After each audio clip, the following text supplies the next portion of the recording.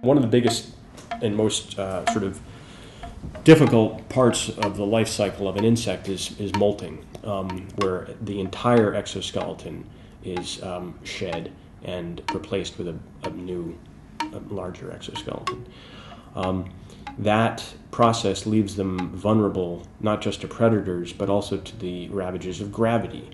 A very big arthropod that molted has a soft exoskeleton. The skeleton is soft and can't fully support the weight. Coconut crabs have to go into a burrow, a very moist burrow, filled with water for them to complete these molts. That protects them from predation, but it also protects them from dehydration and collapsing due to gravity.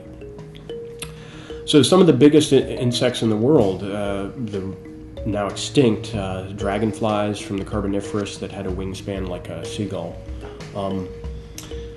They think that there was greater oxygen concentrations back then that allowed for the ventilation, the respiratory system of these insects to work more efficiently than they would in today's atmosphere.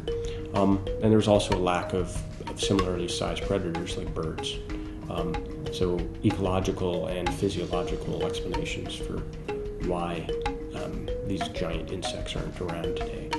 But ants the size of cars simply aren't going to happen. Again, I mean, it's not just physiology, it's also ecology. It's the competition with vertebrates that are already filling that role of being really big. And it doesn't work as well to have an exoskeleton through that size. But think of an ant nest.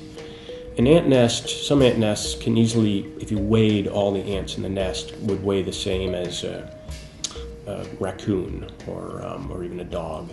But these ants can forage in the treetops, spreading out and covering the trees in an area that nothing as big as a dog could ever get to. So they can go places that larger animals can't go. They can feed on a lot of food that larger animals can't access. And this also leads to their diversity. Just being smaller is associated with more species because there's physically more places that they can inhabit.